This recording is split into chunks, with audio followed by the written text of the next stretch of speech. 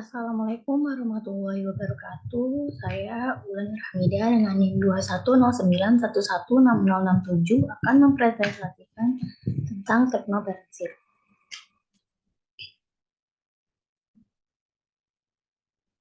Oke, yang pertama terdapat materi-materi yang akan dijelaskan dari presentasi kali ini, yaitu yang pertama ada definisi atau pengertian teknoperensif, yang kedua ada tujuan mempelajari teknoperensif, yang ketiga ada contoh implementasi teknoperensif, yang keempat ada konsep bakar duit di dunia startup, yang kelima ada apa itu marketing mix, yang keenam ada tujuan marketing mix, yang ketujuh ada contoh implementasi marketing mix, yang kedelapan ada apa itu bisnis plan, yang kesembilan ada 4 kerangka bisnis plan, yang kesepuluh ada manfaat dari bisnis plan, dan yang terakhir ada pengalaman dan manfaat dari mempelajari teknoperensif. Oke, selanjutnya yang pertama saya akan menjelaskan tentang definisi atau pengertian dari teknoperensif. Oke, teknoperensif merupakan gabungan dari kata teknologi dan entrepreneurship atau kewirausahaan. Konsep ini mengacu pada penerapan dan pemanfaatan teknologi dalam mengembangkan ide bisnis yang inovatif dan berpotensi menghasilkan keuntungan. Seorang teknoperensif biasanya memiliki visi yang kuat dalam menggabungkan teknologi dengan aspek bisnis sehingga menciptakan solusi baru untuk meningkatkan efisiensi atau menghasilkan produk dan layanan yang unik. Oke, selanjutnya ada tujuan mempelajari teknoperensif.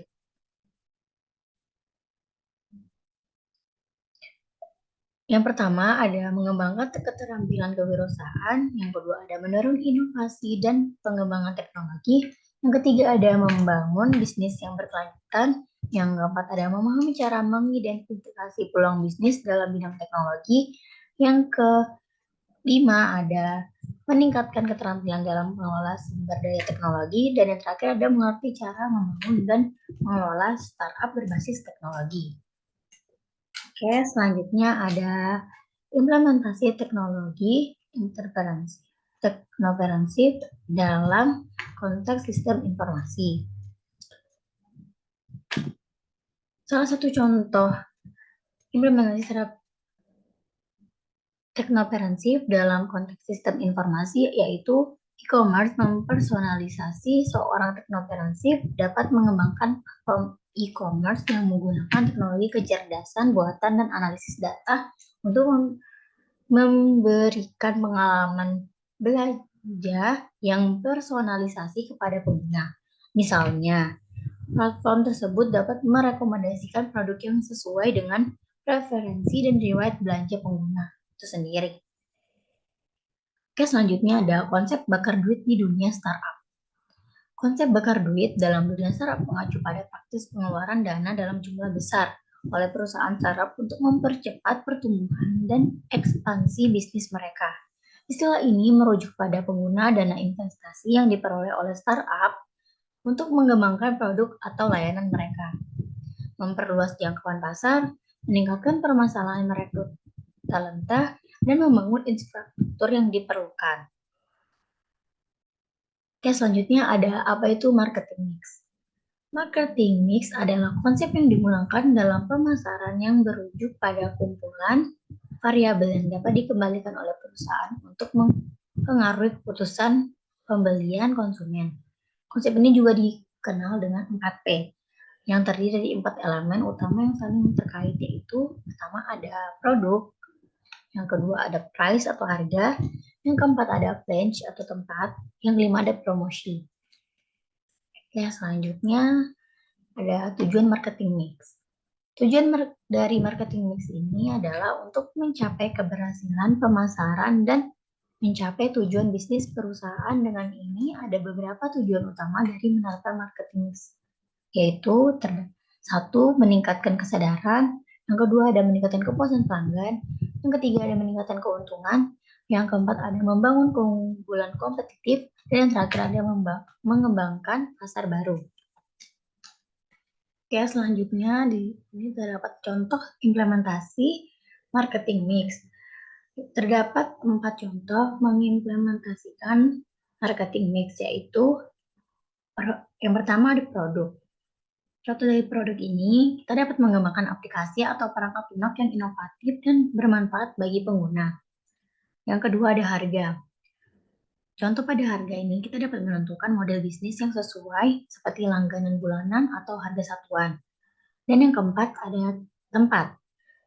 Pada tempat ini, kita dapat membangun toko online yang mudah diakses dan menawarkan produk di toko retail teknologi termuka. Dan yang keempat ada promosi. Pada promosi ini kita menggunakan pemasaran konten dan media sosial untuk meningkatkan kesadaran dan memperluas pangsa pasar. Oke, selanjutnya terdapat apa itu bisnis plan? Bisnis plan adalah dokumen tertulis yang merinci rencana dan strategi yang akan diimplementasikan dalam menjalankan suatu bisnis. Bisnis plan berisi informasi yang komprehensif tentang tujuan bisnis, langkah-langkah operasional, analisis pasar, strategi pemasaran, rencana keuangan, serta faktor-faktor lain yang terkait dengan bisnis tersebut. Bisnis plan biasanya digunakan sebagai panduan dan acuan bagi pemilik bisnis, pengusaha, atau calon investor. Dokumen ini membantu dalam mengembangkan visi bisnis, mengidentifikasi peluang dan tantangan, serta merencanakan tindakan yang diperlukan untuk mencapai tujuan bisnis. Oke, selanjutnya itu ada 4 kerangka bisnis. Bisnis plan. Yang pertama itu ada keuangan atau finansial. Pada bagian ini kita dapat mencakup proyeksi pendapatan, pengeluaran, dan arus kas perusahaan. Juga termasuk penilaian investasi yang diperlukan dan sumber pendanaan yang direncanakan. Yang kedua ada konsep bisnis atau bisnis konsep. Di sini kita dapat menjelaskan ide bisnis, visi, misi, dan nilai-nilai perusahaan. Juga mencakup analisis pasar, profil target pasar, serta strategi produk dan layanan. Yang ketiga ada operasional.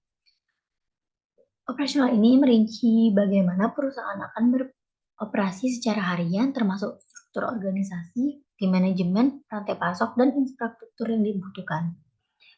Dan yang terakhir ada pemasaran atau marketing. Pada pemasaran ini kita dapat menjelaskan rencana pemasaran dan strategi promosi untuk mencapai target pasar, termasuk juga analisis, desain, segmentasi pasar, dan rencana distribusi. Oke, selanjutnya ada manfaat dari bisnis plan. Yang pertama ada kita dapat mengklarifikasi visi dan tujuan bisnis. Bisnisnya membantu dan merumuskan visi jangka panjang dan tujuan yang spesifik untuk perusahaan. Yang kedua itu ada memperoleh pendanaan.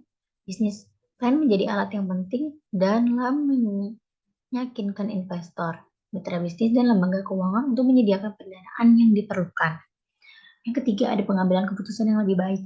Bisnis plan memberikan kerangka kerja yang terperinci dan informasi yang dibutuhkan untuk membuat keputusan yang informasional dan rasional. Dan yang keempat ada pengelolaan risiko. Bisnis plan membantu mengidentifikasi risiko potensi yang dapat mempengaruhi kesuksesan bisnis dan menyediakan strategi mitigasi yang tepat. Yang kelima ada pengorganisasian dan pengaturan prioritas. Bisnis plan membantu dalam mengatur prioritas, mengalokasikan sumber daya dengan efisien, dan mengatur langkah-langkah untuk mencapai tujuan bisnis yang ditetapkan. Dan terakhir ada mengkomunikasikan strategi kepada tim dan memangku kepentingan. Bisnis plan berfungsi sebagai alat komunikasi yang efektif untuk membagikan strategi, tujuan, dan arah bisnis kepada tim internal dan pemangku kepentingan eksternal. Oke, selanjutnya ada pengalaman dan manfaat dari mempelajari teknopreneurship sendiri. Menurut saya itu kita dapat mempelajari teknopreneurship untuk memberikan pengalaman yang saya sangat tak terduga, dapat batas dalam mengembangkan inovasi dan menciptakan solusi baru. Nah, ini melibatkan pemahaman tentang teknologi terkini dan kemampuan untuk mengaplikasikan dalam menciptakan produk atau layanan yang unik dan berdampak.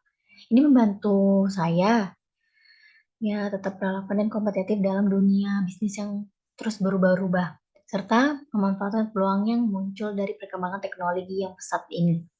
Dan yang itu selanjutnya saya dapat memberikan pemahaman mendalam tentang kewirausahaan berbasis teknologi. Saya dapat belajar bagaimana memulai dan mengelola bisnis yang berfokus pada pemanfaat teknologi sebagai pendorong utama pertumbuhan dan keberhasilan sendiri. Dan terakhir yaitu saya dapat membantu saya untuk meningkatkan keterampilan manajerial, mengambil keputusan dan mengembangkan produk yang semuanya penting dalam memimpin bisnis berbasis teknologi. Oke, sekian terima kasih dari presentasi teknoprinsip saya. Wassalamualaikum warahmatullahi wabarakatuh.